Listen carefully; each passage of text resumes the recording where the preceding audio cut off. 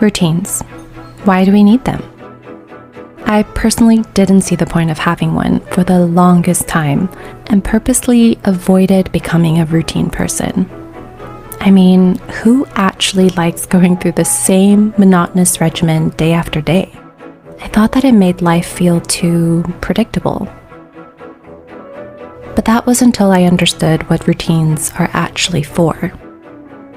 I realized that having a meaningful and solid routine in place gives structure to my otherwise very messy and complicated life. It took me a while to create a meaningful routine that works for me and my lifestyle, but now I'm able to make small strides towards my goals every day, prioritize and pay attention to what's truly important to me, and finally spend every single day as if it matters. Routines are supposed to work for us, not against us. It doesn't have to be boring because it's up to us to fine-tune it and include all the things that we love about life. In case you are also looking to create a meaningful routine for yourself, I have some tips for you.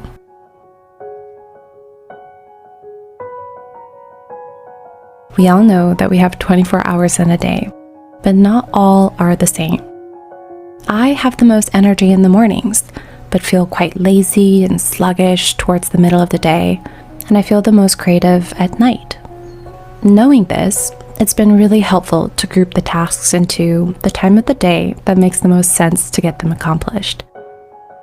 I try to get the most important things done in the mornings, like tackling my big projects, getting exercise, making phone calls, and dealing with people in general. Towards the middle of the day, I'll check my emails, do the dishes, and maybe go grocery shopping. And during the evenings, I don't like to schedule anything because creativity needs a little more room to breathe. So instead of scheduling every hour of the day, I find that dividing up my day into 3 simple parts really works well for me to get everything I need to get done without overworking myself.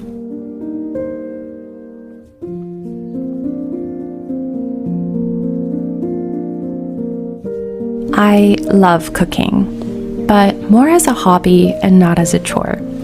What I mean by that is I love trying out new recipes and being creative with different flavors. But on a regular workday, it's difficult enough to find the motivation to prep, cook, and wash all the dishes multiple times a day.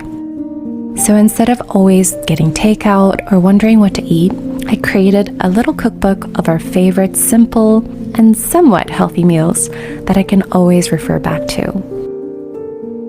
We have been obsessed with spring rolls lately, so I'll cut all the vegetables or portion the ingredients in advance so I can put it together when I'm hungry, and it takes very little effort. It is the best way to simplify what used to be such a complicated task. I don't only do this in the kitchen, but I try to apply the same concept to everything that's complicated in my life.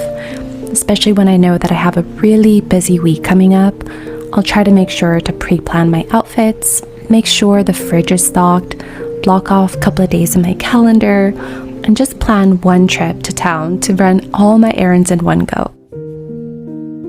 When we simplify our days, we have more energy to spend on what actually matters and what requires more of us. Besides, simplifying doesn't mean that it has to degrade in value. This spring roll, especially with the peanut sauce, is simple yet delicious.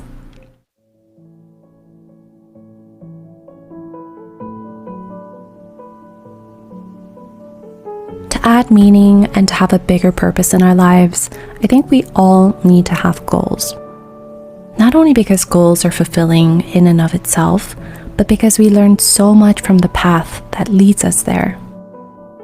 I try to remember that when I'm starting something new, it's going to be intimidating, and that I will be embarrassingly awkward at it first, like me and my Portuguese at the moment. But the beauty is that progress comes when we invest enough time and energy into it every day. Nothing meaningful or worthwhile happens overnight, so we have to break it into small, manageable chunks and dedicate time to it in our daily routine. Even if it's 5 minutes, that's 5 more minutes of progress that we've made.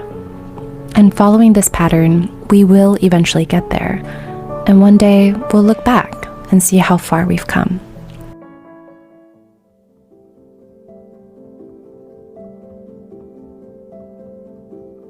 I think a big part of creating a meaningful routine is to create a routine that you love.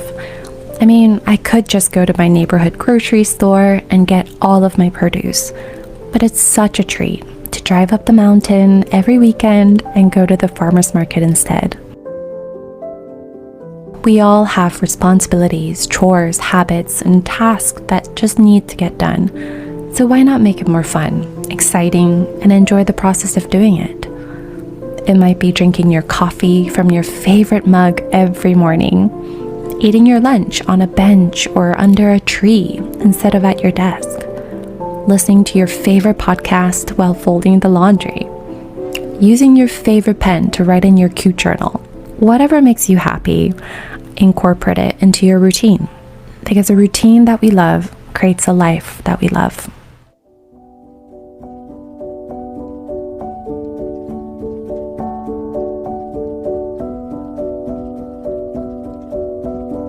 I recently came across a quote that said, "Use your weekends to build your dream life, not to escape your current one." See, I don't believe that we need to drop everything in our current life to start something new. 20-year-old Sophie would have done that, but 30-year-old me is a tiny bit more responsible and thinks it's possible to still live life the best you can while planning your dream life in your spare time. While I'm more than grateful for everything I have, I don't think that I necessarily have to stick with one thing for the rest of my life.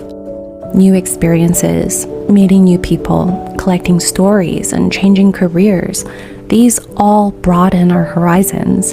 And whenever I have some time to myself, I'm always busy plotting my next adventure. Maybe you are an accountant who loves to paint, or an artist who would love to study medicine, a barista who wants to open up their own cafe one day.